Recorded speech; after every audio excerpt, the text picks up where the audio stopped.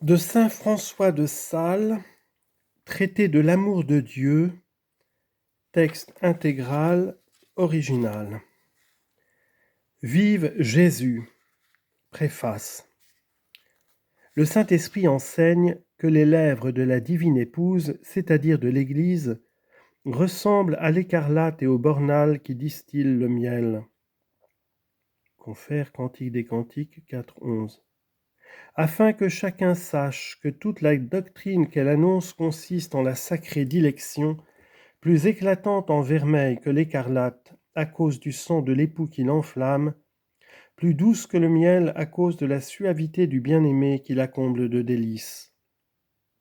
Ainsi ce céleste époux, voulant donner commencement à la publication de sa loi, jeta sur l'assemblée des disciples qu'il avait députés à cet office force langues de feu. Confère Acte 2.3. Montrant assez par ce moyen que la prédication évangélique était toute destinée à l'embrasement des cœurs. Représentez-vous des belles colombes aux rayons du soleil, vous les verrez varier en autant de couleurs comme vous diversifierez le biais duquel vous les regarderez, parce que leurs plumes sont si propres à recevoir la splendeur, que le soleil venant mêler sa clarté avec leur peinage, il se fait une multitude de transparences, lesquelles produisent une grande variété de nuances et changements de couleurs, mais couleurs si agréables à voir qu'elles surpassent toute couleur et l'émaillent encore des plus belles pierreries, couleurs resplendissantes et si mignardement dorées que leur or les rend plus vivement colorées, car en cette considération, le prophète royal disait aux Israélites, citation, « Quoique l'affliction vous fane le visage, votre train désormais se verra ressemblant aux aigles d'un pigeon où l'argent est tremblant et dont l'or brunissant rayonne le peinage. » Psaume 67, verset 14. Certes, l'Église est parée d'une variété excellente d'enseignements, sermons, traités et livres pieux, tous grandement beaux et aimablement à la vue, et aimables à la vue à cause du mélange admirable que le soleil de justice fait des rayons de sa divine sagesse avec les langues des pasteurs qui sont leurs plumes, et avec leurs plumes qui tiennent aussi quelquefois lieu de langue et font le riche peinage de cette colombe mystique. Mais, parmi toute la diversité des couleurs de la doctrine qu'elle publie, on découvre partout le bel or de la sainte dilection qui se fait excellemment entrevoir, dorant de son lustre incomparable toute la science des saints et la rehaussant au-dessus de toute science. Tout est à l'amour, en l'amour, pour l'amour et d'amour en la sainte Église. Mais comme nous savons bien que toute la clarté du jour provient du soleil, et disons néanmoins pour l'ordinaire que le soleil n'éclaire pas, sinon quand à découvert il darde ses rayons en quelque endroit, de même bien que toute la doctrine chrétienne soit de l'amour sacré, si est-ce que nous n'honorons pas indistinctement toute la théologie du titre de ce divin amour, ainsi seulement les parties dicelles qui contemplent l'origine, la nature, les propriétés et les opérations, dit celui en particulier. Or, c'est la vérité que plusieurs écrivains ont admirablement traité ce sujet, surtout ces anciens pères qui, servant très amoureusement Dieu, parlaient aussi divinement de son amour. Or qu'il fait bon ouïr parler des choses du ciel saint Paul, qui les avait apprises au ciel même, et qu'il fait bon voir ces âmes nourries dans le sein de la dilection écrire de sa sainte suavité. Pour cela même, entre les scolastiques, ceux qui en ont le mieux et le plus discouru ont pareillement excellé en piété. Saint Thomas en a fait un traité digne de saint Thomas, saint Bonaventure et le bienheureux Denis le Chartreux en ont fait plusieurs très excellents sous divers titres. Et quant à Jean de Gerson, chancelier de l'université de Paris, Sixte le Siennois en parle ainsi, il a si dignement discouru des 50 propriétés du divin amour qui sont çà et là déduites au Cantique des Cantiques, qu'il semble que lui seul ait tenu le compte des affections de l'amour de Dieu. Certes, cet homme fut extrêmement docte, judicieux et dévot. Mais afin que l'on sût que cette sorte d'écrits se font plus heureusement par la dévotion des amants que par la doctrine des savants, le Saint-Esprit a voulu que plusieurs femmes, ait fait des merveilles en cela. Qui a jamais mieux exprimé les célestes passions de l'amour sacré que sainte Catherine de Gênes, sainte Angèle de Foligny, sainte Catherine de Sienne, sainte Mathilde? En notre âge aussi, plusieurs en ont écrit, desquels je n'ai pas eu le loisir de lire distinctement les livres, un seulement par-ci, par-là, autant qu'il était requis pour voir si celui-ci pourrait encore trouver place. Le père Louis de Grenade, ce grand docteur de piété, a mis un traité de l'amour de Dieu dans son mémorial qu'il suffit de lire, être d'un si bon auteur pour le rendre recommandable. Diègue Stella de l'ordre de Saint-François en a fait un autre grandement affectif et utile pour l'oraison. Christophe de Fonseca, religieux augustin, en a mis en lumière un encore plus grand, où il dit diverses belles choses. Le père Louis Richaume de la Compagnie de Jésus a aussi publié un livre sous le titre de L'art d'aimer Dieu par les créatures, et cet auteur est tant aimable en sa personne et en ses beaux écrits qu'on ne peut douter qu'il ne le soit encore plus, écrivant de l'amour même. Le père Jean de Jésus-Maria de l'ordre des Carmes déchaussés a composé un livret qui porte de même le nom de l'art d'aimer Dieu, lequel est fort estimé. Ce grand et célèbre cardinal Bellarmine a aussi depuis peu fait voir un petit livret intitulé « L'escalier pour montrer à Dieu par les créatures » qui ne peut être qu'admirable, partant de cette très savante main et très dévote âme qui a tant écrit si doctement pour le bien de l'Église. Je ne veux rien dire du parénétique de ce fleuve d'éloquence qui flotte, m'essuie parmi toute la France, par la multitude et variété de ses sermons et beaux écrits. L'étroite consanguinité spirituelle que mon âme a contractée avec la sienne, lorsque par l'imposition de mes mains il reçut le caractère sacré de l'ordre épiscopal pour le bonheur du diocèse de Belley et l'honneur de l'Église,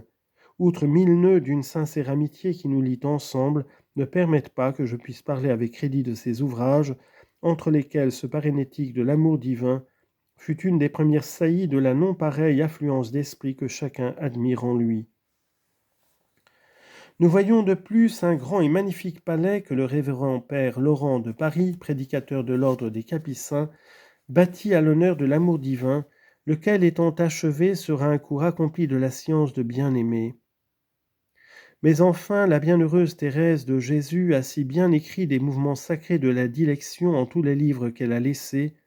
qu'on est ravi de voir tant d'éloquence en une si grande humilité, tant de fermeté d'esprit en une si grande simplicité, et sa très savante ignorance fait paraître très ignorante la science de plusieurs gens de lettres, qui après un grand tracas d'études se voient honteux de n'entendre pas ce qu'elle écrivit si heureusement de la pratique du saint amour. Ainsi Dieu élève le trône de sa vertu sur le théâtre de notre infirmité, se servant des choses faibles pour confondre les fortes. 1 Corinthiens 1, 27. Or, quoique ce traité que je te présente, mon cher lecteur, suive de bien loin tous ces excellents livres, sans espoir de les pouvoir à qu'en suivre, si est-ce que j'espère tant en la faveur des deux amants célestes auxquels je le dédie, qu'encore te pourra-t-il rendre quelque sorte de service, et que tu y rencontreras beaucoup de bonnes considérations qu'il ne te serait pas si aisé de trouver ailleurs, comme réciproquement tu trouveras ailleurs plusieurs belles choses qui ne sont pas ici. Il me semble même que mon dessein n'est pas celui des autres, sinon en général en tant que nous visons tous à la gloire du saint amour. Mais de ceci la lecture t'en fera foi. Certes, j'ai seulement pensé à représenter simplement et naïvement, sans art et encore plus sans phare, l'histoire de la naissance, du progrès, de la décadence, des opérations, propriétés, avantages et excellences de l'amour divin. Que si, outre cela, tu trouves quelque autre chose, ce sont des surcroissances qu'il n'est presque pas possible d'éviter à celui qui, comme moi, écrit entre plusieurs distractions. Mais je crois bien pourtant que rien ne sera sans quelque sorte d'utilité. La nature même, qui est une si sage ouvrière, projetant la production des raisins, produit quand et quand, comme par une prudente inadvertance, tant de feuilles et de pampres, qu'il y a peu de vignes qui n'aient besoin en leur saison d'être effeuillé et ébourgeonné. On traite maintes fois les écrivains trop rudement. On précipite les sentences que l'on rend contre eux, et bien souvent avec plus d'impertinence qu'ils n'ont pratiqué d'imprudence en se hâtant de publier leurs écrits. La précipitation des jugements met grandement en danger la conscience des juges et l'innocence des accusés. Plusieurs écrivent sottement et plusieurs censurent lourdement. La douceur des lecteurs rend douce et utile la lecture, et pour t'avoir plus favorable, mon cher lecteur, je te veux ici rendre raison de quelques points qui, autrement à l'aventure, te mettraient en mauvaise humeur. Quelques-uns peut-être trouveront que j'ai trop dit et qu'il n'était pas requis de prendre ainsi des discours jusque dans leurs racines. Mais je pense que le divin amour est une plante pareille à celle que nous appelons angélique, de laquelle la racine n'est pas moins odorante et salutaire que la tige et les feuilles. Les 4 premiers livres et quelques chapitres des autres pourvoient sans doute être omis au gré des âmes qui ne cherchent que la seule pratique de la sainte dilection. Mais tout cela néanmoins leur sera bien utile si elles le regardent dévotement. Cependant, plusieurs peut-être aussi eussent trouvé mauvais de ne voir pas ici toute la suite de ce qui appartient au traité du céleste amour. Certes, j'ai eu en considération la condition des esprits de ce siècle, et je le devais. Il importe beaucoup de regarder en quel âge on écrit. Je cite aucune fois l'Écriture sainte en autres termes que ceux qui sont portés par l'édition ordinaire.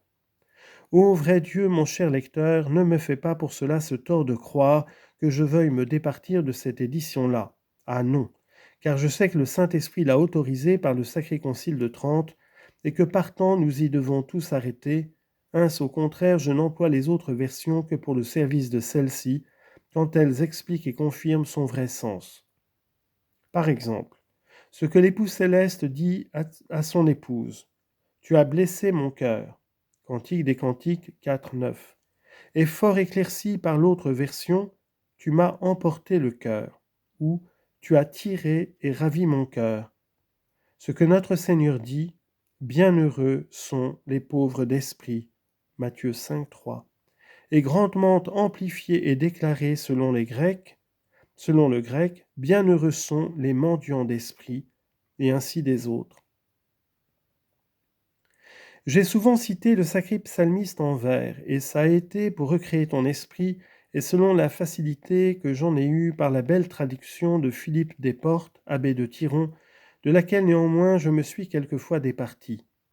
Non certes cuidant de pouvoir faire mieux les vers que ce fameux poète, car je serais un grand impertinent si n'ayant jamais seulement pensé à cette sorte d'écrire, je prétendais d'y réussir en un âge et en une condition de vie qui m'obligerait de m'en tirer si jamais j'y avais été engagé. Mais en quelques endroits où il pouvait avoir plusieurs intelligences, je n'ai pas suivi ces vers, parce que je ne voulais pas suivre son sens.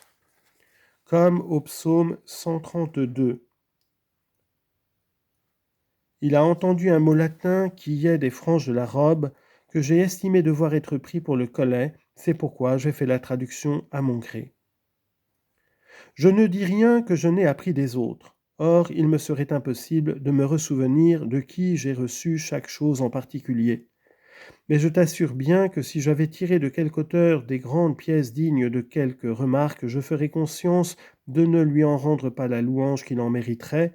et pour t'ôter un soupçon qui te pourrait venir en l'esprit contre ma sincérité pour ce regard, je t'avertis que le chapitre 13 du 7e livre est extrait d'un sermon que je fis à Paris à Saint-Jean-en-Grève, le jour de l'Assomption de Notre-Dame, l'an 1602.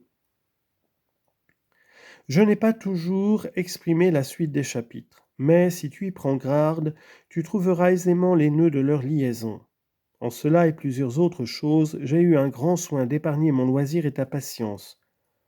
Lorsque j'eus fait imprimer l'introduction à la vie dévote, monseigneur l'archevêque de Vienne, Pierre de Villars, me fit la faveur de m'en écrire son opinion en termes si avantageux pour ce livret, et pour moi que je n'oserais jamais les redire. Et m'exhortant d'appliquer le plus que je pourrais de mon loisir à faire de pareilles besognes, entre plusieurs beaux avis desquels il me gratifia, L'un fut que j'observasse toujours, tant que le sujet le permettrait, la brièveté des chapitres.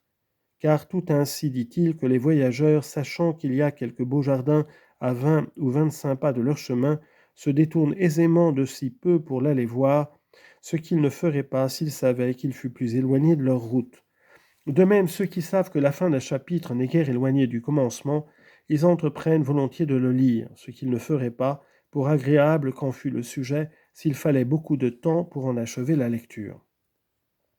J'ai donc eu raison de suivre en cela mon inclination, puisqu'elle fut agréable à ce grand personnage qui a été l'un des plus saints prélats et des plus savants docteurs que l'Église ait eu de notre âge, et lequel, lorsqu'il m'honora de sa lettre, était le plus ancien de tous les docteurs de la faculté de Paris.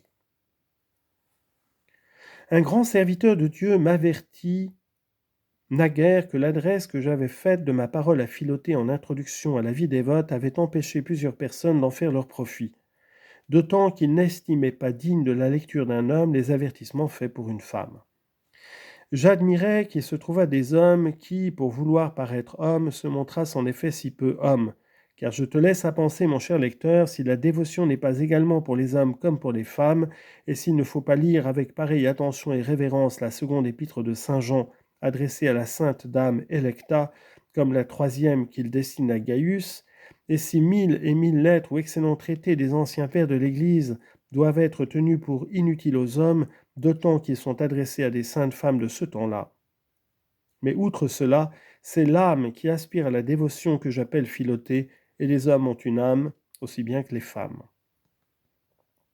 Toutefois, pour imiter en cette occasion le grand apôtre qui s'estimait redevable à tous, confère Romains 1,14,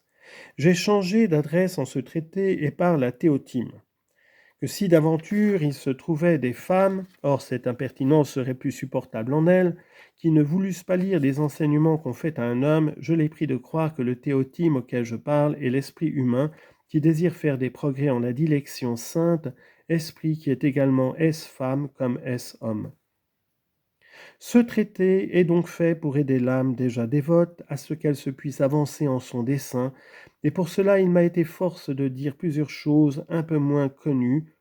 au vulgaire, et qui par conséquent sembleront plus obscures. Le fond de la science est toujours un peu plus malaisé à sonder et se trouve peu de plongeons qui veuillent et sachent aller recueillir les perles et autres pierres précieuses dans les entrailles de l'océan. Mais si tu as le courage franc pour enfanter cet esprit, il t'arrivera de vrai comme aux plongeons, lesquels, dit Pline, étant est plus profond gouffre de la mer, y voient clairement la lumière du soleil, car tu trouveras, est endroit les plus malaisés de ce discours, une bonne et amiable clarté. Et certes, comme je n'ai pas voulu suivre ceux qui méprisent quelques livres qui traitent d'une certaine vie suréminente en perfection, aussi n'ai-je pas voulu parler de cette suréminence, car ni je ne puis censurer les auteurs, ni autoriser les censeurs d'une doctrine que je n'entends pas. J'ai touché quantité de points de théologie, mais sans esprit de contention, proposons simplement non tant ce que j'ai jadis appris est dispute, comme ce que l'attention au service des âmes et l'emploi de 24 années en la sainte prédication m'ont fait penser être plus convenable à la gloire de l'Évangile et de l'Église. Au demeurant, quelques gens de marques divers endroits m'ont averti que certains livrets ont été publiés sous les seules premières lettres du nom de leurs auteurs, qui se trouvent les mêmes avec celles du mien, qui a fait estimer à quelques-uns que ce fussent besognes sorties de ma main, non sans un peu de scandale de ceux qui cuidaient que je me fusse détraqué de ma simplicité pour enfler mon style de paroles pompeuses, mon discours de conception mondaine et mes conceptions d'une éloquence altière et empanachée. À cette cause, mon cher lecteur, je te dirai que, comme ceux qui gravent ou entaillent sur les pierres précieuses, ayant la vue lassée à force de la tenir bandée sur les traits déliés de leurs ouvrages, tiennent volontiers devant eux quelque belle émeraude, afin que la regardant de temps en temps, ils puissent recréer en son verre et remettre en nature leurs yeux alangouris, de même, en cette variété d'affaires que ma condition me donne incessamment, j'ai tous les jours des petits projets de quelques traités de piété que je regarde quand je puis pour alléger et délasser mon esprit. Mais je ne fais pas pourtant profession d'être écrivain, car la pesanteur de mon esprit et la condition de ma vie exposée au service et à l'abord de plusieurs ne me le sauraient permettre. Pour cela, j'ai donc fort peu écrit, et beaucoup moins mis en lumière, et pour suivre le conseil et la volonté de mes amis, je te dirais que c'est afin que tu n'attribues pas la louange du travail d'autrui à celui qui n'en mérite point du sien propre. Il y a 19 ans que me trouvant à Thonon, petite ville située sur le lac de Genève, laquelle lors se convertissait petit à petit à la foi catholique, le ministre adversaire de l'Église criait partout que l'article catholique de la réelle présence du corps du Sauveur en l'Eucharistie détruisait le symbole et l'analogie de la foi. Car il était bien aise de dire ce mot d'analogie non entendu par ses auditeurs afin de paraître fort savant.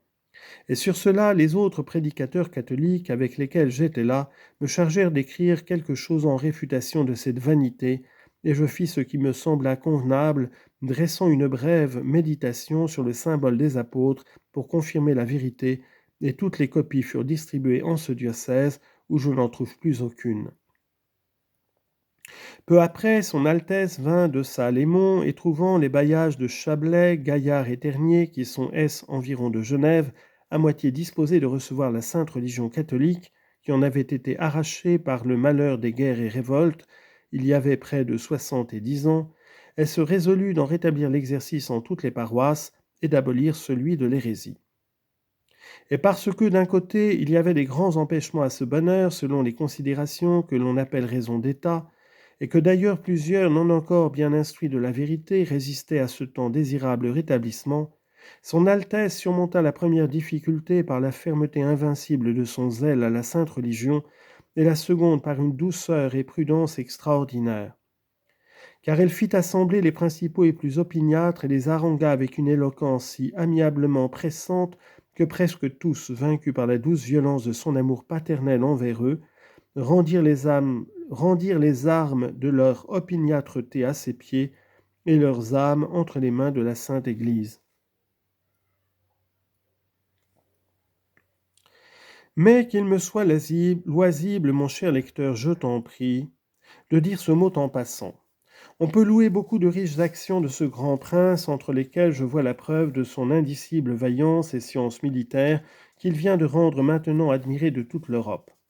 Mais toutefois, quant à moi, je ne puis assez exalter le rétablissement de la Sainte Religion en ces 3 bailliages que je viens de nommer, y ayant vu tant de traits de piété assortis d'une grande variété d'actions de prudence, constance, magnanimité, justice et démodérité,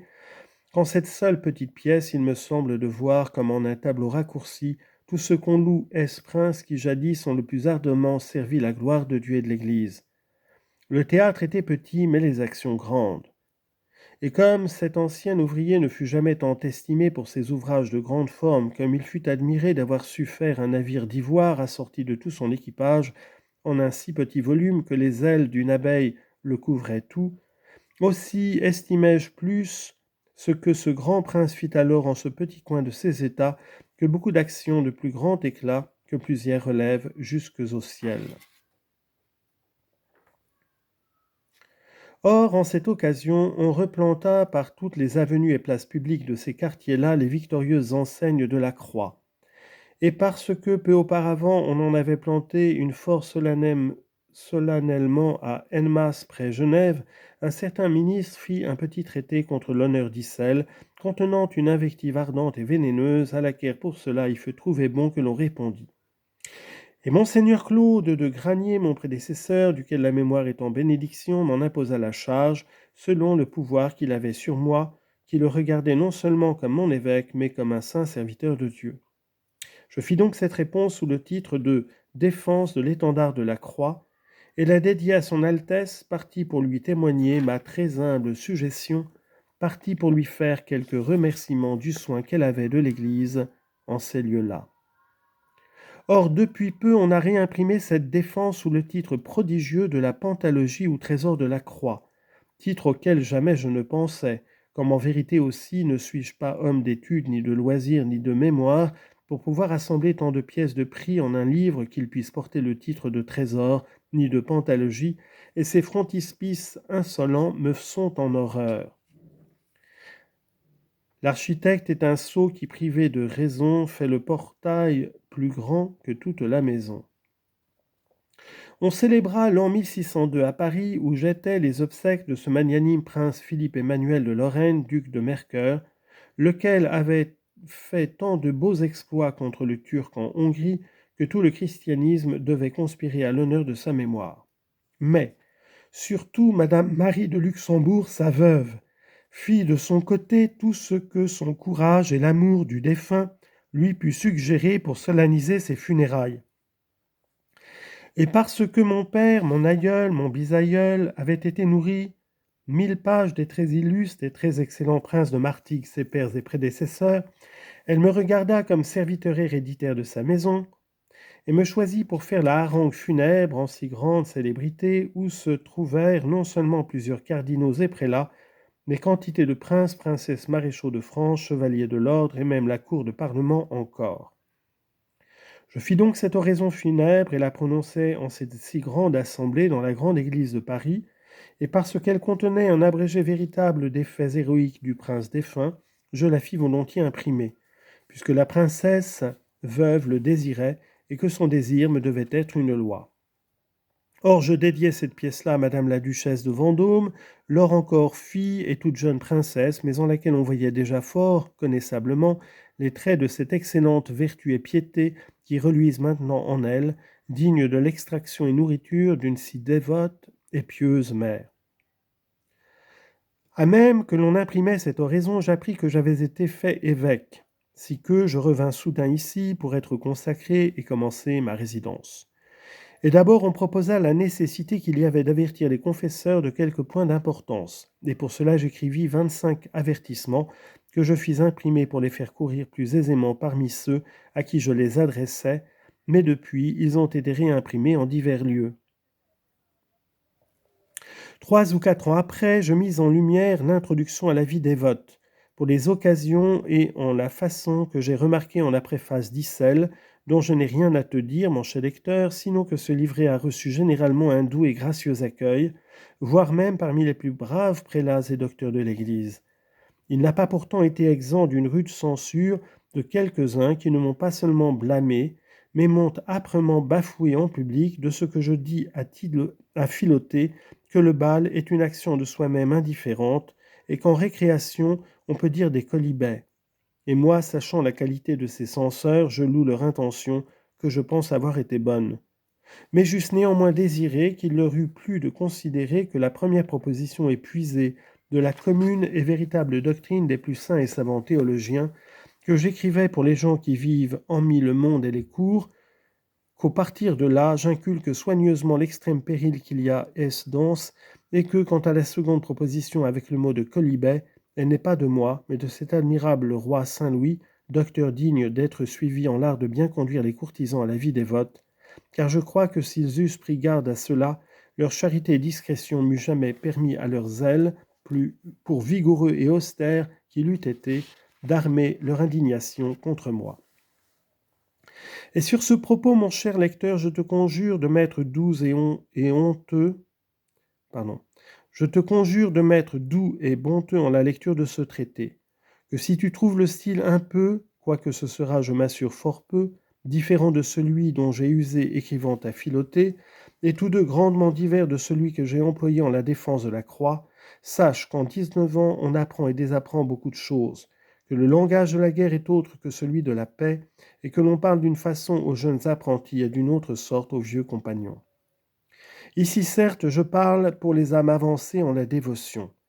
car il faut que je te dise que nous avons en cette ville une congrégation de filles et veuves qui, retirées du monde, vivent unanimement au service de Dieu sous la protection de sa très sainte mère. Et comme leur pureté et piété d'esprit m'a souvent donné des grandes consolations, aussi ai-je tâché de leur en rendre fréquemment par la distribution de la sainte parole, que je leur ai annoncé tant en sermons publics qu'en colloques spirituels, et presque tous les jours en la présence de plusieurs religieux et gens de grande dévotion, dont il m'a fallu traiter maintes fois des sentiments plus délicats de la piété, passant au-delà de ce que j'avais dit à Philothée. Et c'est une bonne partie de ce que je te communique maintenant que je dois à cette bénite assemblée, parce que celle qui en est la mère et y préside, sachant que j'écrivais sur ce sujet, et que néanmoins malaisément pourrais-je tirer la besogne au jour si Dieu ne m'aidait fort spécialement, et que je ne fusse continuellement pressé, elle a eu un soin continuel de prier et faire prier pour cela, et de me conjurer saintement de recueillir tous les petits morceaux de loisirs qu'elle estimait pouvoir être sauvés par-ci, par-là de la presse de mes empêchements, pour les employer à ceci, et parce que cette âme m'en est la considération que Dieu sait, elle n'a pas eu peu de pouvoir pour animer la mienne en cette occasion.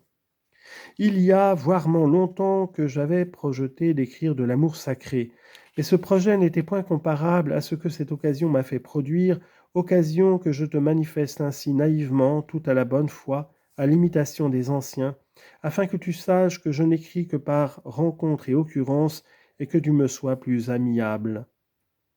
On disait entre les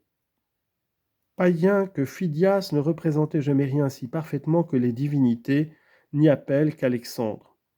On ne réussit pas tous les jours également, et si je demeure court en ce traité, mon cher lecteur, fais que ta bonté s'avance et Dieu bénira ta lecture.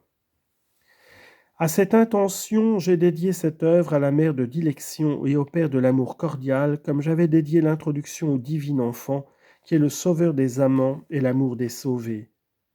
Certes, comme les femmes, tandis qu'elles sont fort et habiles à produire aisément les enfants, leur choisissent ordinairement des parrains entre leurs amis de ce monde, mais quand leur faiblesse et indisposition rend leurs enfantements difficiles et périlleux, elles invoquent les saints du ciel et vouent de faire tenir leurs enfants par quelques pauvres ou quelques personnes dévotes, au nom de Saint Joseph, de Saint François d'Assise, de Saint François de Paul, de Saint Nicolas, ou de quelque autre bienheureux qui puisse impétrer de Dieu le bon succès de leur grossesse et une naissance vitale pour l'enfant.